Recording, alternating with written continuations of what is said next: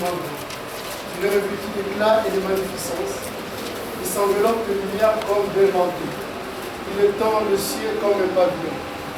Il forme avec les eaux le fait de sa demeure. Amen. Merci, Père.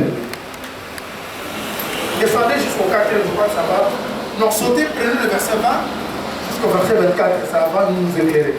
Tu amènes le ténèbre, il fait nuit. Alors tous les animaux des forêts sont en mouvement. Les lionceaux rugissent après la loi et demandent à Dieu l'herbe de Dieu. Oui, avancez. Le soleil s'élève, puis se retire, et se couche dans le tanière. L'homme sort puis se rendre à son ouvrage et à son travail jusqu'au soir. Et tes œuvres sont en grand nombre, ô Éternel. Tu les as toutes faites avec Merci, merci, bien-aimé. Ces chapitres nous révèlent des choses un peu profondes. D'abord, dans le premier ou second verset, on nous parle de Dieu. Dieu, quand il est dans sa demeure, il a la lumière comme vêtement. Vous comprenez? Les habits que Dieu porte, c'est la lumière. Parce qu'il est écrit, il est enveloppé de la lumière comme un manteau. C'est comme ça que Dieu était dans l'éternité, avec toute sa lumière. Mais quand il remarque que les ténèbres occupent la surface de la terre, il cherche maintenant à aller dans les temps. Mais il n'était pas sorti avec toute sa lumière en même moment. Il envoyait chaque portion de lumière. C'est-à-dire, quand Dieu envoyait les prophètes, chaque prophète était une portion de lumière de Dieu. Amen. Alors, comme c'était une portion, cette portion ne pouvait pas chasser les ténèbres. Jusqu'à ce que les fils devaient venir lui-même. Parce que si vous lisez par exemple Jean chapitre 3, qu'est-ce que l'apôtre Jean dit? Il dit, Jésus n'a pas reçu l'esprit avec mesure, il a reçu l'esprit sans mesure. Ce qui explique que tout ce que Jésus envoyait, tout ce que Dieu envoyait, il n'avait que des mesures, des portions. Mais l'homme qui a l'esprit sans mesure, c'est celui qui devait venir après eux tous. Jean, apôtre, prophète Jean l'a confirmé dans le chapitre 1er de Jean, le verset 15e au 16e, il dit, nous sommes celui qui vient après nous, ou après moi, m'a précédé, car il a existé avant moi. Nous avons tous reçu de lui, grâce sur grâce. C'est-à-dire, quand vous voyez les prophètes défiler, ils venaient parce que Dieu les envoyait. Mais Dieu donnait à chaque prophète une portion. Je pense que l'Assemblée me comprend. Amen. Alors, quand l'homme qui... par exemple, si vous prenez Jean 1er, verset 9. Jésus qui vient, on dit que Jésus maintenant c'est la véritable lumière. Mais quand on parle déjà que celui-ci, il est véritable, on comprend qu'il y a eu ce qui était imagé, ce qui était faux ou comment. Ce qui veut dire que tous les prophètes n'étaient pas la véritable. Et comme ils n'étaient pas la véritable, les ténèbres ne pouvaient pas être chassées.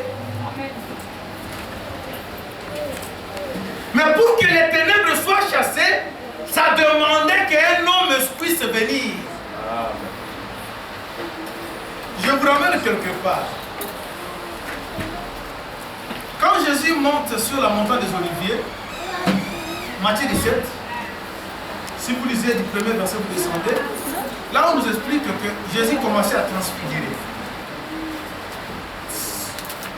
Le visage devient comme le soleil. Et ses vêtements comme de la lumière. C'est pour vous dire que le Dieu là qui s'enveloppait de la lumière comme un manteau, il a maintenant pris corps. C'est lui maintenant qui est venu à la personne de Jésus. D'ailleurs, vous voyez, Pierre, Jean et Jacques, vous voyez, ils ont vu Moïse et Élie. Ils sont à Paris. L'aider, il était occupé de s'entretenir avec Jésus concernant le départ de Jésus. La mort de Jésus. Subitement, une nuée est venue les envelopper tous.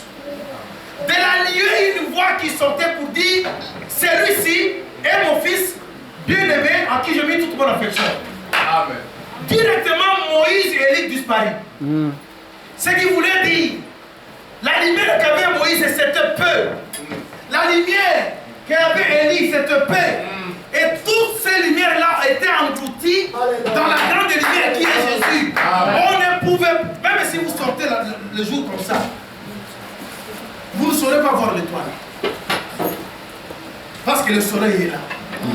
Le soleil fait que les étoiles de la lune soient englouties.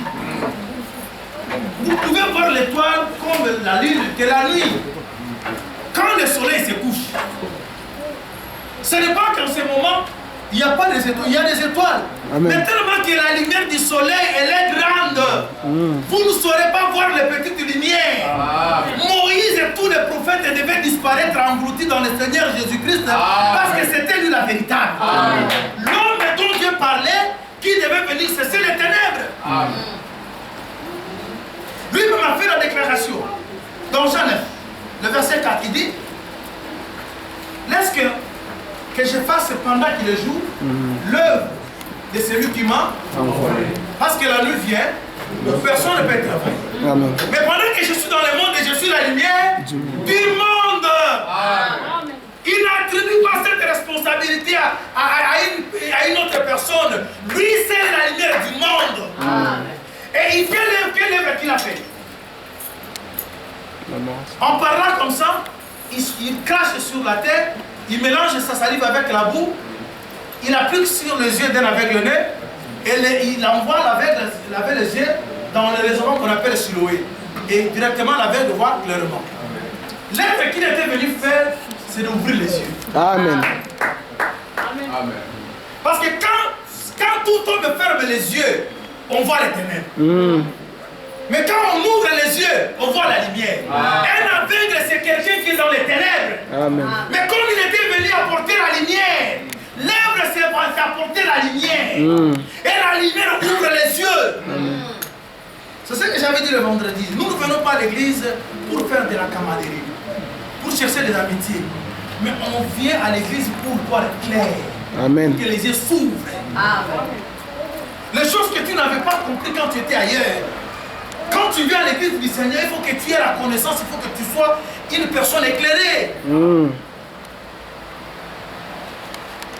Depuis que j'ai commencé à prier dans cette église, oh, j'ai des relations avec les mamans qui partent à Dubaï. Ce n'est pas ça que nous venons chercher ici. Parce que ceux qui connaissent pas Dieu ont aussi des relations. Amen. Mais nous venons chercher une chose que le monde ne peut pas nous donner.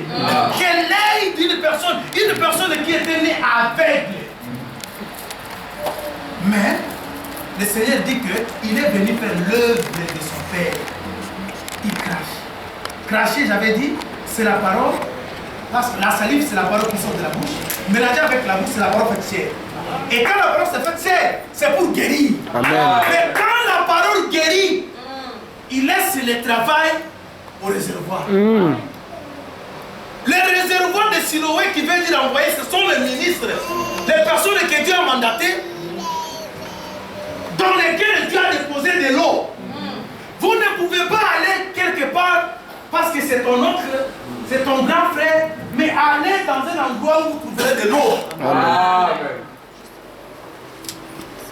Et quand tu vas appliquer, et les yeux s'ouvrent. Alors cette femme, je retourne maintenant rapidement. L'homme, c'est Adam. Il n'apparaît pas le premier jour, non plus le deuxième jour, non plus le troisième. Il vient le sixième jour, pas le matin. Parce qu'il aurait fallu que les animaux soient d'abord formés avant lui. Mais il avait quelle mission? Parce que c'est l'homme qui sait, c'est les ténèbres. On comprend que c'est ce que le frère Paul dit. Si les premiers sacerdoces avaient amené le peuple à la perfection, les secondes ne pouvaient pas venir. Amen. Si cette lumière-là, du premier jour, avait chassé les ténèbres, on n'allait pas avoir besoin d'Adam. Même le soleil qui a moyen le quatrième jour n'a pas chassé les ténèbres. Parce que c'était toutefois une ombre. Mais les ténèbres furent chassées quand l'homme est venu. Parce que le soleil n'a pas été fait à l'image de Dieu. Non plus la lune. Mais c'est l'homme qui a été fait à l'image de Dieu et selon sa ressemblance. On comprend que bien que le soleil ait été fait, le soleil n'était qu'une ombre. Il aurait fallu quelqu'un qui est fait à l'image de Dieu pour cesser la... Parce que c'est Dieu qui était vêtu de la lumière comme le manteau. Et ce Dieu-là devait maintenant prendre les corps. Il ne devait pas prendre le corps du soleil. Amen. Amen. Maintenant, il arrive le 6e jour. Bien aimé, il trouve déjà cette femme qui a le piège, le filet. Adam avait trouvé cette femme. Déjà créée, déjà formée, déjà en travail.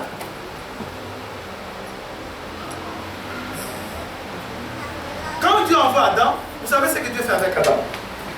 Il dit à Adam, après avoir formé Adam, Dieu amène les animaux, les créatures devant Adam pour voir comment Adam va les appeler. On avait lu l'écriture, j'aime cette écriture-là, qu'on avait lu le vendredi. Je crois nombre 6, le verset 25 au 26, si je ne m'abuse pas.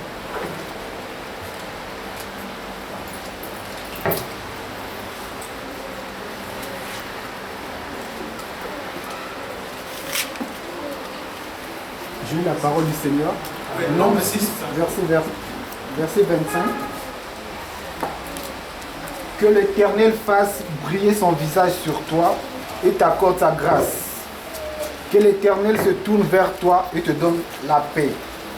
C'est ainsi qu'ils mettront mon nom sous les Israélites et je les bénirai. Amen. Abraham, l'Éternel qui dit, quand ma face sera levée, c'est ma face qui va donner la délivrance. Et ma face fera que mon nom soit mis sur mon peuple. Bien aimé, posez-vous la question, parce que nous croyons à ce que dit le petit Proverbe chapitre 6, si je ne m'abuse pas. Dieu fait chaque chose avec un but. Pourquoi Dieu qui a créé,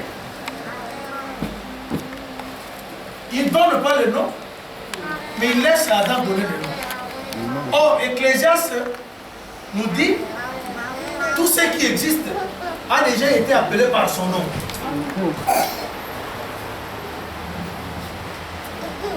C'est-à-dire, Dieu donnait à Adam un enseignement qu'aucune créature avait.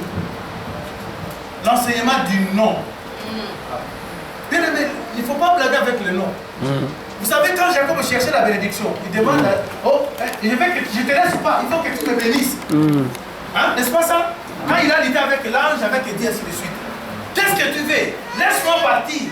L'aurore commençait à s'approcher. Comme Dieu ne voulait pas qu'on puisse le connaître, il a vu l'aurore. L'aurore, c'est la lumière qui vient, le jour qui vient. Il dit non, tout le monde me verra. Si toi tu m'as dit que ça va, mais je ne voulais pas que tout le monde puisse me voir. Ah oui, je ne te laisse pas partir. Si tu veux que je te laisse, bénis-moi. Dieu qui demande à Adam, et plutôt à Jacob, quel est ton nom? Oh, mon nom, c'est Jacob. Désormais, tu seras appelé Israël. Amen. Quelqu'un qui demande de la bénédiction, on lui donne le nom. Amen. Amen. Et Adam, Jacob n'a pas discuté. Il a compris que le fait de me donner le nom, c'est tout. Amen. Le nom, c'est la nature. Le nom, c'est la nature. Vous savez, un nom, en Israël, on donnait le nom à un mâle, à un homme, le jour où on le circoncis. Amen. Avant que Jacob puisse avoir le nom, on l'a d'abord circoncis. Dieu l'a frappé. Jacob commençait à boiter. Il change la démarche. On donnait le nom le jour où on circoncis l'enfant. Oh, la circoncision était l'image même du baptême. Parce que c'était le signe de l'alliance que Dieu avait fait avec Abraham. Amen. La circoncision, on enlève quelque chose de la chair. Et ce qui est enlevé, même si tu deviens vieux, ça ne revient plus. Amen. C'est l'image de la vraie conversion. Une personne convertie, repentie, même s'il devient comment, il voyage, il va où? Ce qui a été déjà ôté, il est ôté. Amen. Amen. Amen. Tu as déjà vu un papa de 60 ans, de combien d'années, je ne sais pas. D'ailleurs, tu as oublié là où on a jeté ses prépuces. Mais regarde-toi. Rien, tu cherches seulement cette épaule-là. Où on a jeté la peau? Est-ce que tu comprends? La circoncision. On a des frères et sœurs non circoncis.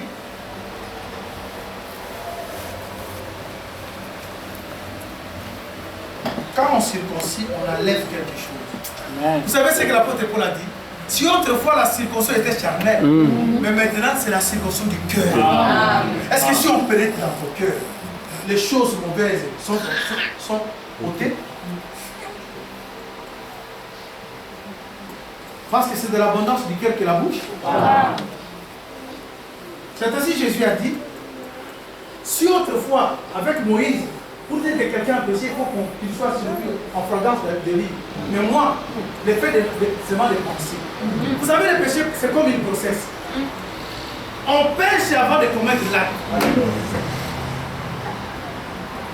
Avant qu'elle mange le fruit, elle avait déjà senti que le fruit est bon. Sans manger, elle a senti que ce fruit est bon. Jacques l'a expliqué, le péché c'est comme la grossesse, on conçoit et après on enfante. Quand tu sors avec la décision, aujourd'hui, ce frère va me voir. Mais avant que tu te croises avec le frère, tu as déjà péché. Parce que tu vas seulement commettre l'acte que tu as déjà résolu dans le cœur. Est-ce que vous comprenez? Amen. Alors, si tu commences à mettre, c'est ainsi que Jésus a dit aux ils ont dit, qu'est-ce que nous allons faire pour élever le royaume du ciel? Ah non. Vous savez ce qui est écrit? Observez le commandement. L'homme a dit, je l'ai toujours fait. Il dit, Israël, tu dois aimer Dieu de tout ton âme, tout ton esprit. Si tu commences à aimer Dieu à partir de l'intérieur, bien aimé, l'enlèvement c'est pour toi. Amen. Ce que nous faisons pour que les gens nous voient, et notre acclamation, ou notre remerciement, ou les gains, récompense, c'est seulement la manière dont les gens disent que non, cet homme-là, il fait le bien, c'est tout. Mais Dieu sonde le cœur. Si vous faites quelque chose, faites d'abord à partir de l'intérieur. Amen. À la manière où nous sommes assis, personne ne peut sonder ton cœur, mais Dieu sonde le cœur et le rein. Il sait ce que tu penses dans ton intérieur maintenant. Amen. Contre ta soeur, contre ton frère, même contre le pasteur qui prêche. Ne peut connaître car sera que Dieu. Car le cœur de l'homme est tortueux par-dessus tout, qui peut le connaître? Alors quand on aime Dieu à partir de l'intérieur, c'est ainsi Jésus a dit, lavez d'abord l'intérieur, ensuite l'extérieur sera pur. Je pense que ce matin, avant que nous venions à l'école, tout le monde a pris bain. Tout le monde était devant le miroir. C'est pour préparer, faire que l'extérieur puisse paraître. Mais est-ce qu'on a eu le temps de laver l'intérieur? Tout le monde était dans la douche. Un peu de parfum. Tout le monde est devant la glace. Est-ce que ça tient? Est-ce que l'harmonie ça va? Oui. Ça c'est l'extérieur. Mais l'intérieur. Est-ce que tu as eu le temps de prendre le miroir qui est la parole de Dieu? Parce que la parole de Dieu c'est le miroir. Quand tu te regardes dans la parole, tu vas te voir. Est-ce que je marche bien? Ça ne demande pas que quelqu'un soit écouté. Amen. Amen. Regarde maintenant. Donc, il vient pour donner le nom. Les animaux défilent devant Adam. Et Adam leur donne le nom. Mais ce qui m'a plus frappé, l'Écriture dit, Adam n'a pas trouvé une aide semblable à lui. Adam cherchait une aide semblable à lui. Il a donné le nom, mais il n'a pas trouvé une aide semblable. Bien aimé, laisse-moi vous dire une chose. Cette femme dont Ecclésiaste nous explique, c'est la même qui est citée dans Proverbes chapitre 7, du verset 1er. Mais quand papa Alphonse disait dans Psaume 104, à partir du verset 20, vous descendez, on nous a dit que les animaux et leurs problèmes, quand les ténèbres sont là, ils sont en mouvement. Mais quand le soleil se lève et dorme, laisse la place maintenant à l'homme. C'est l'homme qui sort maintenant pour aller dans son ouvrage. C'est là que nous avons compris, comme c'est au 6e jour que les animaux étaient formés. C'est-à-dire que les ténèbres étaient toujours là, parce que les animaux aiment les ténèbres. Alors l'homme devait être formé après les animaux, parce que lui devait venir finir avec les ténèbres.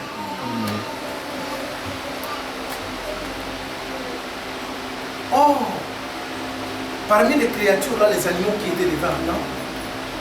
Il y a eu des animaux qui représentaient déjà le royaume de Satan. Il y a eu aussi des animaux qui représentaient aussi le peuple israélite. Amen.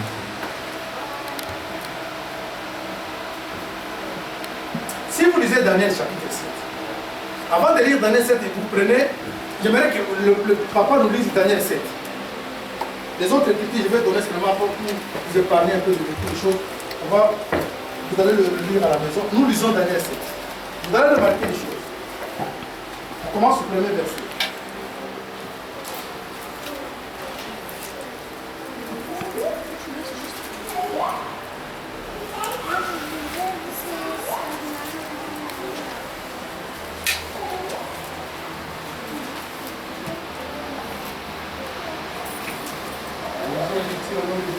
La première année de Belshazzar, roi de Babylone, Daniel eut un songe et des visions se présentèrent à son esprit. Pendant qu'il était sur sa bouche, ensuite il écrivit les songes et raconta les principales choses. Daniel commença et dit, je regardais pendant ma vision nocturne, et voici les 4 vents du ciel firent irruption sur la grande mer.